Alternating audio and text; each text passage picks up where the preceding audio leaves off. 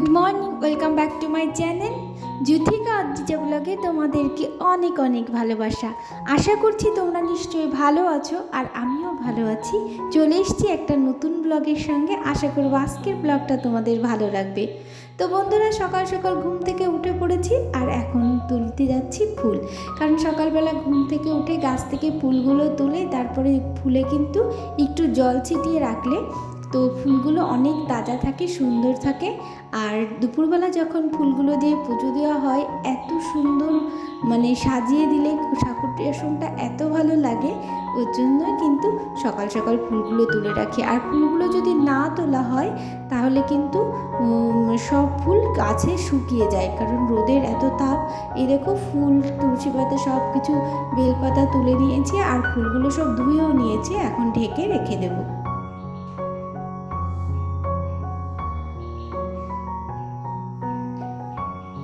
তো ফুল তোলার কাজ কমপ্লিট করে তারপরে কিন্তু চলে আসলাম ঘরে। এবার ঘরের বিছানাগুলো একদম পরিষ্কার করে টান টান করে নেব। বিছানা কিন্তু পাল্টাবো না, কারণ বিছানা নোংরাও হয়নি। আর এই ঘরটাতে যেহেতু আমরা থাকি না, সেহেতু বিছানাটা নোংরা হওয়ার প্রশ্নই আসে না। অনেক দিন পর পর কিন্তু এই বিছানাটা আমরা পাল্টে দিই। তো ঘরগুলো ভালো করে ক্লিন করে পরিষ্কার করে নেব।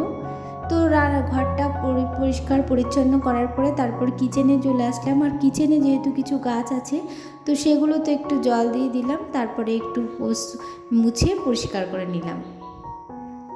প্রতিদিনকার কিন্তু প্রত্যেক জায়গায় একটা ধুলো পড়ে, আর এখন তো প্রচণ্ড রোদ, যার জন্য কিন্তু ধুলো সবসময় উড়ে যাচ্ছে। আর সব কিছুতেই কিন্তু প্রতিদিন ধুলোতে সাদা হয়ে যাচ্ছে, যা মুছে না রাখলে জিনিসগুলো কিন্তু নষ্ট হয়ে যাবে। যাই হোক, মোছামুছি কমপ্লিট করে তারপরে চলে আসলাম খোলা ব্যালকনি ছাদে। আর ব্যালকনি ছাদেও কদিন ঝাড় দেওয়া হচ্ছিল না, যার জন্য এত পরিমাণে ওই ধুলো পড়ে আছে যে আজকে অনেকটা ধুলো একসঙ্গে ঝাড় দিয়ে পরিষ্কার করে ফেলে দিচ্ছি।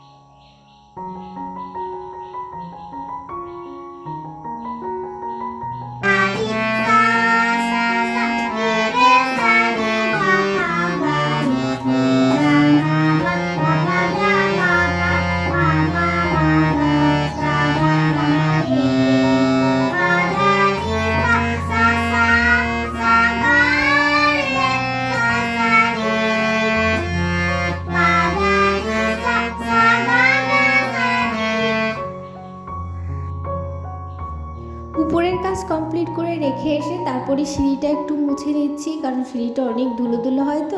তো ঘর না মুছলেও কিন্তু আমি বেশিরভাগ দিন সিঁড়িটা একটু মুছে নিই। তো সিঁড়িটা মোছার পর বেশ সুন্দর লাগে, পরিষ্কার পরিচ্ছন্ন, দেখতেও ভালো লাগে। যাই হোক, সিঁড়িটা একটু পরিষ্কার করে মুছে নিচ্ছি, এরপরে কিন্তু বাদবাকি কাজগুলো করব।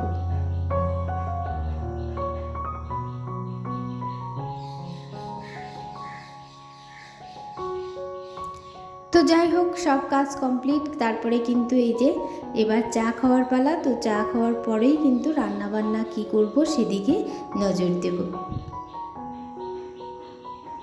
তো কি রান্না করব তার জন্য কিন্তু আজকে চলে যাচ্ছি নিজেদের সবজি বাগানে। আজ নিজেদের সবজি বাগান থেকে সবজি তুলে তবেই কিন্তু রান্না বান্না করব। আর আমাদের সবজি বাগান অনেক সুন্দর হয়েছে, অনেক সবজি হয়েছে। তো সেখান থেকেই কেটে নিয়ে সব কিছু রান্না করব। এত পরিমাণে সবজি আর এত শাক হয়েছে যে আমরা কিন্তু অনেককেই বিলাচ্ছি আর নিজেরা কিন্তু প্রচুর পরিমাণে খাচ্ছি। তো দেখো কত সুন্দর উচ্ছে হয়েছে। আজকে প্রায় 1 কেজির ওপরে উচ্ছে ছিঁড়েছি গাছ থেকে। আর এই উচ্ছেগুলো খেতে এত সুন্দর, আর এগুলো কিন্তু সব বিনা সারের, কারণ এগুলোতে কোনো রকম রাসায়নিক সার ব্যবহার করা হয়নি। এগুলোতে শুধুমাত্র জৈব সার, অর্থাৎ গোবরের সার, খোল, এগুলো ব্যবহার করেছি। আর যার জন্য এই সবজিগুলো খেতে বেশি সুস্বাদু। তো আমাদের এরকম সামান্য কিছু জায়গা থাকলে যাদের আছে, তারা কিন্তু এরকম নিজেরা সবজি লাগিয়ে খেতে পারো। আর দেখো কত সুন্দর সবজিগুলো হয়েছে, আমরা কি বলবো, নিজেরা তো খাচ্ছি, যাচ্ছি, সবাইকে দিচ্ছি, তারপরেও কিন্তু শেষ হচ্ছে না। তারপরে সবজি তোলা কমপ্লিট, এবার নিজেদের গাছ থেকে কিন্তু আম পেড়ে নেব। দেখো আম দিয়ে কিন্তু চাটনি করব। তো এই যে আম পেড়ে নিয়েছি, আর আমগুলো না পাকা পাকা মতন হয়ে গেছে, তো যার জন্যে পারলে ফেটে যাচ্ছে। তো আমগুলো এবার কুড়িয়ে নেওয়া হচ্ছে।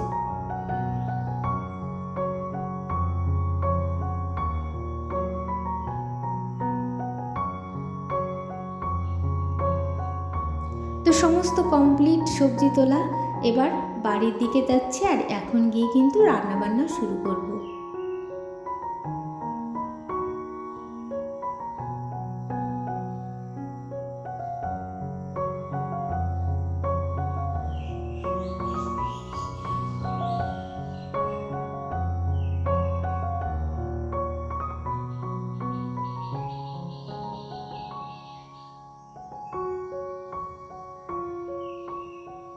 দেখো সমস্ত সবজিগুলো কেটে নিয়েছি। হচ্ছে ক্ষেত থেকে যে সমস্ত সবজি এনেছিলাম, যেমন পুঁই শাক, তারপরে ঢ্যাঁড়স, তারপরে এই যে আম কেটে নিচ্ছি চাটনি করার জন্যে। আর পুঁই শাকের পাতাগুলো দিয়ে কিন্তু এত মাছ দিয়ে যেহেতু পুঁই শাক রান্না করবো, সেহেতু কিন্তু অতগুলো পাতা দেয়নি, বেশি পাতা দিলে ভালো লাগে না। ওর জন্য কিন্তু কিছু পাতা রেখেছি, আর যেগুলো আর কি বড়া করব। পুঁই শাক পাতার বড়াও কিন্তু দারুণ লাগে খেতে। আর ঘরে দেখো সামান্য মাছ ছিল, তো এটুকু দিয়ে আজকের দিনটা কাটিয়ে দেব। তো এবার পুঁই শাকের তরকারিটা বসিয়ে দিলাম।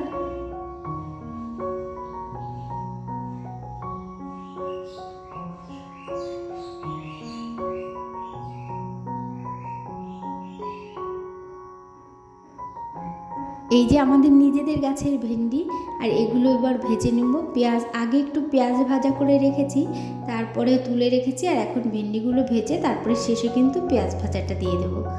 তো এই যে পেঁয়াজ ভাজাটা দিয়ে দিয়েছি, আর এই যে কিন্তু ভেন্ডি ভাজা রেডি। এভাবে এগুলো না দেশি ভেন্ডি, যার জন্য এত সুন্দর খেতে। তা আর এভাবে ভাজা করলেও দারুণ লাগে। আর এই যে আম পাকা, কাঁচা পাকা আম মিলেমিশে কিন্তু এই যে চাটনি করে নিচ্ছি।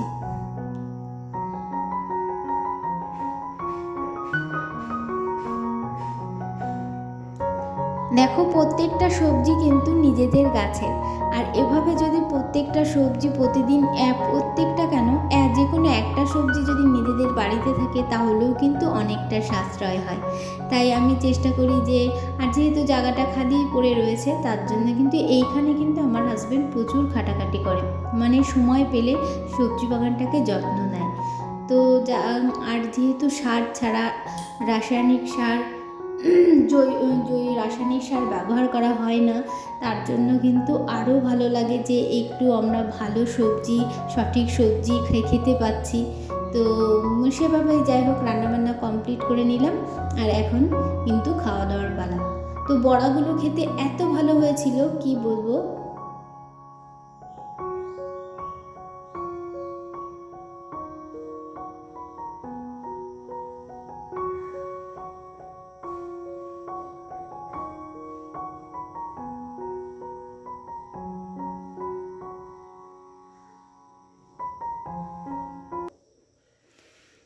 তো খাওয়া দাওয়ার পর কিন্তু অনেকটা টাইম, অনেক ছোটোখাটো অনেক কাজ টাজ করে তারপরে স্নান করে নিয়েছি, আর এখন এই যে পুজো নিয়ে করে নিচ্ছি।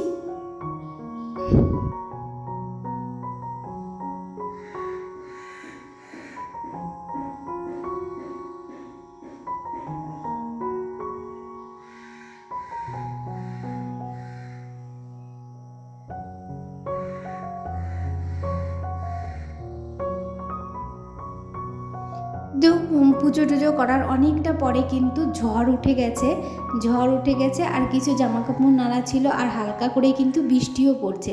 তো দৌড়ে গিয়ে কিন্তু জামা কাপড়গুলো তুলে নিলাম, আর আবহাওয়াটা এত সুন্দর হয়েছে কি বলবো, খুবই ভালো লাগছে যে বৃষ্টি হবে এটা ভেবে, কিন্তু বৃষ্টিটি না হয়েছিল না, জাস্ট একটু হাওয়া দিয়ে সামান্য 2-1 ফুট বৃষ্টি পড়েই শেষ। তো তারপরে এই যে মেয়ে যাচ্ছে বিকেলে ক্যারাটে ক্লাসে, আর এই যে ড্রেস পরে নিয়েছে, আর এই যে ছোট্ট সাইকেলটা, এটা চালিয়ে কিন্তু মেয়ে ক্যারাটে ক্লাসে চলে যাবে, অনেকটাই দূর, ও কিন্তু এটা চালিয়েই চলে যাবে।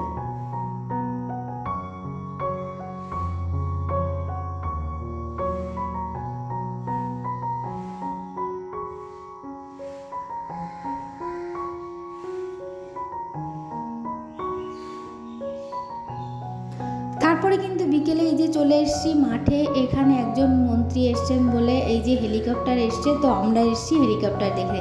যাই হোক বন্ধুরা, আজকের ব্লগটা এখানেই শেষ করলাম। তোমাদের যদি কিছু ভালো লাগে অবশ্যই লাইক করো, কমেন্ট করো। তাহলে আজকের মতো টাটা, আবার দেখাবে নেক্সট ব্লগে। সুস্থ থেকো, ভালো থেকো।